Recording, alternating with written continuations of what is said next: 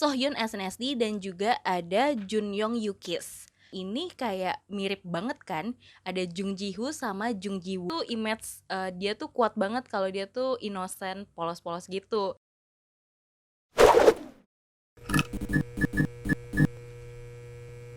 Hai Yorobun, balik lagi di Ya Memang bersama gue Kaya. Oke, jadi hari ini gue tuh pengen bahas salah satu film yang belum lama ini tayang di Netflix. Judulnya itu Love and Lysis. Mungkin buat teman-teman yang belum nonton film ini, bisa jadi konten kali ini tuh bakal jadi spoiler nih buat kalian. Jadi kalau kalian gak mau di spoilerin, mungkin kalian boleh nonton filmnya dulu, terus balik lagi deh ke sini buat nonton kontennya. Oke, jadi film Love and Lysis ini dibintangi oleh dua idol aktor ternama Korea Selatan, itu ada Sohyun SNSD dan juga ada Junyoung Yukis. FYI, mereka berdua ini sama-sama idol dari generasi kedua dan sekarang lebih aktif sebagai aktor. Sohyun sendiri merupakan member dari grup SNSD atau Girls' Generation yang merupakan salah satu girl group paling terkenal di Korea Selatan. Nah, berdasarkan trailer dan sinopsisnya, film ini itu mengisahkan tentang dua pegawai kantoran, yaitu ada Jung Ji Woo yang diperankan oleh Sohyun dan ada Jung Ji Hyo yang diperankan oleh Jun Yong. Kalau sekilas denger nama karakter mereka di film ini kayak mirip banget kan? Ada Jung Ji Hoo sama Jung Ji Woo. Nah, gara-gara nama mereka yang mirip ini, suatu hari Jung Ji Hoo itu beli barang dan paketnya itu diantar ke kantor. Tapi karena mereka ini punya nama yang mirip banget, paketnya itu malah nyasar. Jadi harusnya paketnya ini ke Jihu, malah diantarnya ke Jiwoo. Nah, dan gara-gara paket nyasar inilah rahasianya Jihu itu terbongkar kalau dia itu ternyata punya selera seksual yang cukup unik dan ketahuan sama si Jiwoo ini, rekan kerjanya dia. Kalau teman-teman udah pada nonton filmnya, mungkin udah pada bisa nebak nih selera seksual uniknya Jihu tuh apa, yaitu BDSM.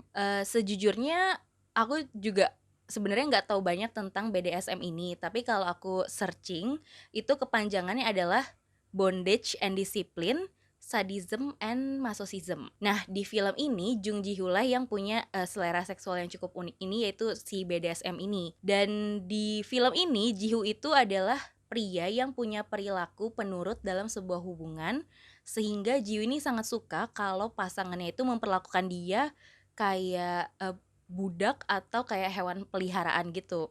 Selain itu, untuk Ji Woo sendiri, dia tuh adalah tipe wanita yang secara nggak sadar ternyata dia tuh punya sifat yang bisa mengendalikan seseorang. Nah, pas di awal film sempet dikasih lihat kalau karakternya Sohyun ini adalah tipe wanita yang kerjanya bagus, terus berkompeten juga, berprestasi, tapi sifatnya tuh kayak dingin dan tegas gitu. Makanya Sohyun ini kayaknya kurang disukai sama bosnya.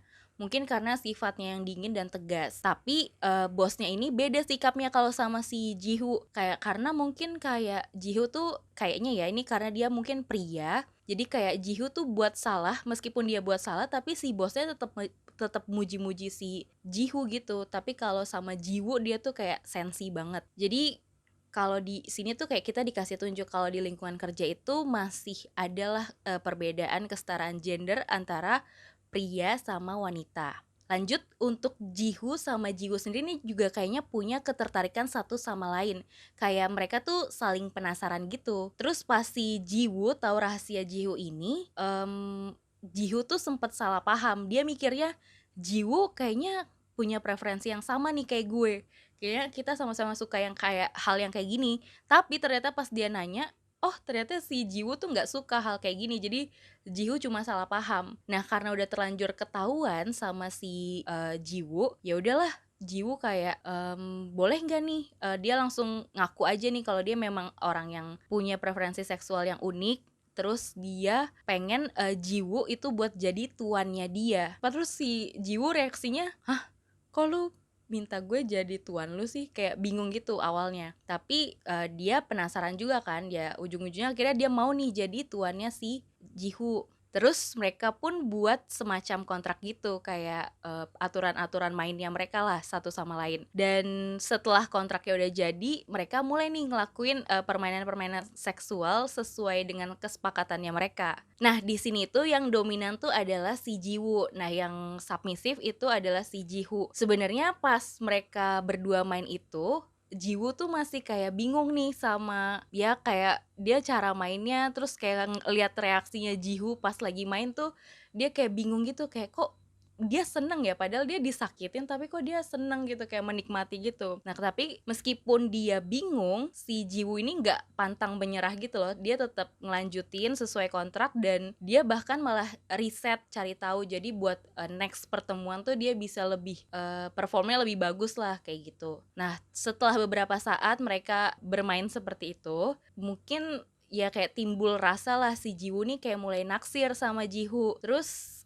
akhirnya dia nyatain perasaan, tapi di luar dugaan Jihoo tuh malah nolak, dia nggak mau pacaran sama Jiwoo karena dia takut kalau misalkan, Jiwoo mau pacaran sama dia tuh takut, orang-orang bakal ngelihat Jiwoo nih cewek yang aneh. Maksudnya kenapa dia mau sama cowok yang suka hal-hal kayak gitu. Jadi dia nolak nggak mau pacaran sama si Jiwoo ini. Ya pokoknya singkat cerita sebenarnya, akhir dari film ini sih happy ending ya guys. Jadi, nggak usah khawatir ini sad ending karena dua-duanya sebenarnya saling naksir aja gitu. Jadi ya happy ending. Kalau menurut gua pribadi, film Love and Lysis ini sebenarnya cukup berani sih ngambil tema BDSM. Soalnya kalau di Hollywood mungkin ini udah tema yang umum lah ya, udah banyak gitu film-film yang sejenis kayak gini. Contoh yang paling terkenal itu ada Fifty Shades of Grey. Yaitu salah satu yang paling terkenal. Cuma kalau di Korea sendiri kayaknya belum ada sih. Kalau gue sendiri belum tahu ada film sejenis kayak gini. Dan kayaknya kalau Korea sama Asia Timur itu masih tabu deh buat ngomongin hal-hal kayak gini. Tapi tenang aja guys, buat kalian yang udah cukup umur terus pengen nonton film Love and Lysis ini, bisa dibilang nih filmnya cukup aman kok. Soalnya film ini sendiri meskipun menghadirkan tema BDSM, tapi dia tuh pengemasannya nggak terlalu vulgar. Soalnya pengemasannya itu dibuat dengan ringan, terus ada romansnya juga, terus ada komedinya juga, dan nggak terlalu banyak nunjukin tubuh atau adegan-adegan yang vulgar gitu. Nah, selain itu sebenarnya pas nonton film ini kita tuh juga bisa dibilang kayak edukasi ya buat kita yang nggak banyak tahu tentang soal BDSM. Film ini tuh mengedukasi kita dan mengajak kita tuh coba untuk melihat dari sisi sudut pandangnya orang yang punya preferensi seksual yang unik ini, yaitu BDSM. Sama di film ini juga kayak kita ditekankan, diajarkan kayak kalau misalkan menjalin hubungan yang seperti ini itu sangat penting, hal-hal semacam persetujuan dan saling menghormati. Jadi gak melulu juga soal berhubungan badan. Dan film ini juga secara halus mengedukasi kalau mungkin orang-orang tuh punya preferensi seksualnya masing-masing. Dan selama hal itu gak merugikan orang lain, harusnya kita bisa saling menghargai dan menerima, bukannya malah ngejadiin itu bahan ledekan atau bercandaan. Dan buat aku sendiri, aku tuh sebenarnya penggemar beratnya SNSD dari sejak SMP. Jadi pas denger Sohyun SNSD tuh mau main film dengan rate 18+, terus temanya BDSM, sebenarnya kaget tapi kayak penasaran juga nih bakal kayak gimana. Soalnya Sohyun ini dulu tuh image dia tuh kuat banget kalau dia tuh innocent, polos-polos gitu. Pas selama dia aktif di SNSD. Jadi pas denger dia mau main film ini, wah berani juga ya Sohyun. Dan sebenarnya aku juga salut banget sih sama Sohyun, soalnya sejak dia aktif sebagai aktor, dia tuh selalu berani buat challenge dirinya dia buat mainin peran-peran yang gak biasa dan unik. Jadi kayak dia selalu mengasah kemampuan aktingnya gitu. Jadi menurut gue kalian wajib banget untuk nonton film Love and Lysis ini. Oke? Oke, paling segitu aja dari aku. Jangan lupa subscribe dan nyalakan notifikasi kalian buat dapetin konten-konten menarik lainnya. See you on the next episode. Bye-bye.